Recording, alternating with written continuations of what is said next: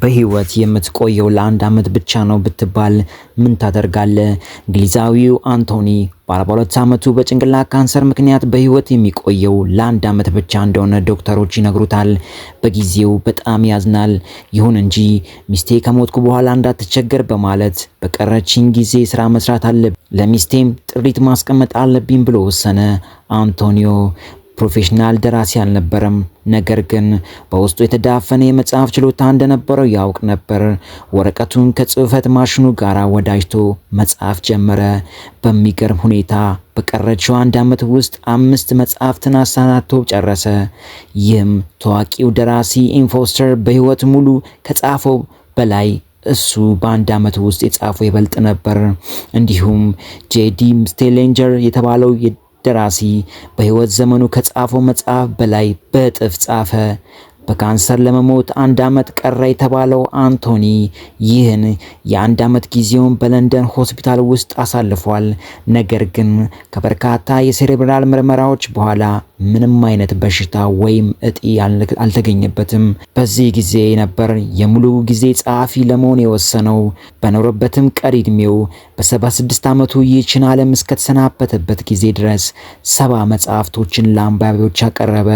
በተለይ ክሎክወርክ ኦሬንጅ በሚል ያሳተመው መጽሐፍ ታላቅ እውቅና ያስገኘለት ስራው ነበር። አንቶኒ ለመሞት 1 ዓመት ነው ያለ ባይባልና ሚስቱ እንዳትቸገር ጥሪት አስቀምጬ ልሙት በሚል ሐሳብ ባይነሳ ኖሮ ይህን ያህል ቁጥር ያለው መጽሐፍ ባልጻፈ ነበር። ከዚህ ታሪክ የምንማረው የተሰጠን ዛሬ እንደሆነ አውቀን የተዳፈነውን ችሎታችንን አውጥተን ለሌሎች ብርሃን ችቦ እንለኩስ። ሁሉም ሰው የድል ኮከብ በንጋት ቢሆን ምኞት ነው። ነገር ግን ተፈጥሮ የጊዜ ሕግ አላት። ፀሐይ ብርሃኗን ለማሳየት በሌሊት አትወጣም። ጨረቃም ድምቀቷን ለማሳየት ቀትርን አትጠብቅም። ለመውደቅ ጊዜ አለው፣ ለመነሳት ጊዜ አለው። ዓለም ቅይጥ ናት። በአንዱ መፍሰስ የሌላውን ከለር ይደምቃል። መሸብለክ ሳትጨርስ የንጋት ብርሃን ይታይካል። አበቃልኝ ስትል ጅማሬክ ላይ ደርሳል ይላል ፈጣሪ። እርሱም አምላክ ፈጣሪ መጀመሪያም መጨረሻም የሌለው እግዚአብሔርም አይደለን? ከእርሱ ጋር ሌላ በጊዜ ላይ ጌታ ማን አለ? በዚህ ዓለም ከባዱ ሰው ተስፋ ቆርጦ ጥረቱን የማያቆም ሰው ብቻ ነው። ዛሬ ተሸነፈ ይመስላል፣ ያጎነበሰም ይመስላል። ግን ጥረቱ ስለማያቆም ህልሙን በድል ደምድሞ በኩራት ቀና ብሎ መራመዱ አይቀርም። ሁሉም ሰው የማሸነፍ ጥማት አለው። ለሚወዳቸው የመድረስ ፍላጎት አለው። ህልሙን ለማሳካት ጥልቅ መሻት አለው። ትልቁ ሚስጥር የጀመርከውን ጥረት አለማቆም ነው። አሸናፊዎች አያቆሙም፣ የሚያቆሙ አያሸንፉም። ድንጋይ የተጫናቸው ትሎች እንኳን ያለምንም ምክንያት አልተፈጠሩም። ያለ ትሎች የአፈር ምህንድስናም አይካሄድም። ስለዚህ ዛፎች ይደርቃሉ፣ እንስሳትም ያልቃሉ። ትሎች ለዓላማ ከተፈጠሩ አንተ ምን አይነት ተአምር ልትሰራ እንደተፈጠርክ አስበው። አንተ የምታስፈልገው ሰው አለ። አንተ የምታስፈልገው ሰው አለ። አንተ ብቻ የምትፈታው ችግር አለ። ያለ ምክንያትና ያለ ዓላማ ወደዚች ዓለም አልመጣክም። ስለዚህ እድሜን ካለፈ በኋላ ያሳለፍከው መለስ ብለ ስታስብ ካደረካቸው ይበልጥ ያላደረካቸው ይቆጩሃል። ምን አለ ሞክሬ ቢሆን አድርጌው ቢሆን ኖሮ ትላለክ። እንደዛ እንዳትል ግን አሁን የምትችለውን ሁሉ እንሞክር እና ማን እንደሆንክ ለራስ አሳየው። ያለዛ ግን ቁጭት ነው ትርፉ። ፈጣሪ ስጦታ ሊሰጥ ሲል የስጦታ መሸፈኛውን ችግር ነው። ትልቁ የፈጣሪ ስጦታ ሊሰጥ ሲል በትልቅ ችግር ተጠቅልሎ ይደርሰሃል። አሁን የገጠመ ችግር የማይታለፍ ቢመስልም ስጦታዎች ይዞ እንደሚመጣ አትጠራጠር። ሰው ስላልፈለገ ብቻ አያገኝም፣ ስላልጠየቀም አያጣም። እድል ፈንታ የላትም። ምኞት ከበጋ ካፊያ፣ ተስፋ ከጤዛ ያጥራል። ሲለው ይጠማል፣ ሲለው ይሞላል። እንዳሻው ለአመታት የለመኑትን ነስቶ ማለዳ የጠየቁትን ያድላል። የምትፈልገውንና የምትጓጓለትን ውድ ነገር ካገኘህ መሸከሙ አይከብድም። ከዋክብት በመቁጠር ተጠምደክ ጨረቃ መኖሩን አትርሳ።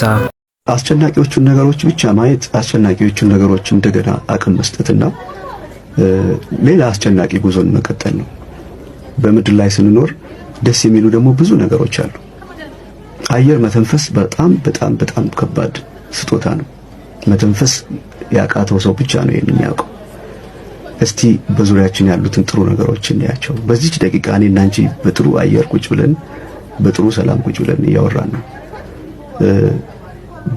ወይ ራስ ምታት ቢይዝሽ ወይ እኔ ሆዴን ቢያመኝ ነገሮች ሁሉ ነው የሚያበላሽብን እኮ እና ጥሩ ነገሮችን ማየት ከቻለን ጥሩ ነገሮች ይጨመራሉ። ሁልጊዜ መጥፎ ነገሮችን ብቻ ካየን ራሱ ክፋት ይማርክሻል እኮ። ክፋትን ባየሽው ቁጥር አባል እጩ መኮንን ያደርግሻል እና በልበል ይላል። እኔ አሁን ለምሳሌ ስናደድ በጣም እናደዳለሁ አንዳንዴ ራሴም አላውቀው መጠኑ። እግዚአብሔር ይመስገን ትልቁ ነገር ተመልሼ ወደ አይምሮዬ ስመጣ በጣም አፍራለሁ። ወይ ያን ሰውዬ አግኝቼ ይቅርታ መጠየቅ አለብኝ። መናደድ ይኖራል፣ ግን ቶሎ መበለጥ አያስፈልግም። መመለስና ጥሩ ነገር ማየት ከቻለ ሁሉም ነገር ጥሩ እየሆነ ይሄዳል እና አሁን እቺኛዋን ሞመንት እንያት ነው አሁን አይዞህ ልቤ ላይ የሚለው ይሄንን ነው የሚናገረው። እስቲ እቺ ደቂቃ እስቲ ያለችውን ጥሩ ነገር እናገኛትማ እንዴ የዚችን ደግሞ ቫልዩ ካላወቅ ቢጨመርልንም እኮ ያው ነው። ሁሌ ኮምፕሌን ማድረግ ከለመድን ሁሉ ጊዜ ምኞት እዛ ጋር ቆሞ ይጠራሻል። እዛ ጋር ስደርሽ ደግሞ ቦታው ሊቀይር ማዶና ላይ ወደዚህ ልሽ በሁሉም ነገር ካላመሰገንሽ ለምን ይጨመርልሻል? እና የሚመሰገንበትን ነገር ማየትና ህይወትን ወደ በረከት መለወጥ ይቻላል። እንደዛ ነው አይዞህ ልቤ የሚለው። እስቲ ወድጃት ነበረ በጣም ግጥሟንና በተለይ ዛሬ ላይ የሚያተኩረው ነገር ዛሬ አሁን የሚለው ላይ እሷን እስቲ አንድ አንጓ ተከሰው አመት ያህላል ቀን እየዞረ ዛሬም ራሱ ነገ ነበረ። እኔና አንቺ ነገ እንገናኛለን ተባባልን ነበር። ዛሬ ሆኗል ራሱ ነገ። አመት ያህላል ቀን እየዞረ ዛሬም ራሱ ነገ ነበረ። የጊዜ ሚዛን አይላወስም። ዛሬን የሌለ ለነገ አይደርስም። ሳዝን አሉልም ሳላቅ ማደሬን የኔ ነው በቃ አልሰጥም ዛሬን። በጣም ወድጃታለሁ። ብዙ ነገር ማለት ነው። እሱን ዘፈን እንግዲህ እንጋብዛለና እዚህ ጋር አድማጮቻችንም አይዟችሁ ሁሉም ጥሩ ይሆናል። ዳገቱ ላይ አትዛል ጉልበቴ፣ የተራራው ጫፍ ፍቅርና ትርስቴ ቀላል ይሆናል። ውድ ተመልካቾቻችን ላይክና ሰብስክራይብ ሼር ማድረግዎን አይርሱን እያልን በቀጣይ በቱፓክ ሻኩር ኢንተርቪው እንመለሳለን። በዚህ በኩል የጥቁሮች ዓለም አለ፣ በዚህ በኩል የነጮች ዓለም አለ። እኔ እያረኩ ያሉት ግን አንድ ነገር ብቻ ነው። በመሃላቸውን የቆምኩት ሃይስኩል እያለው ነው ትምህርቴን አቋርጬ የወጣሁት። ትምህርቴን አቋርጬ እንደወጣ ያደረገኝ ግን የአንድ ነጭ አስተማሪ የዘረኝነት ንግግር ነው እና ስለ ዘረኝነት የምናገረው ነገር ቢኖር ቱፓክ ዘረኛ ጥቁር ነው ለሚሉ ምንድን ነው መልስክ?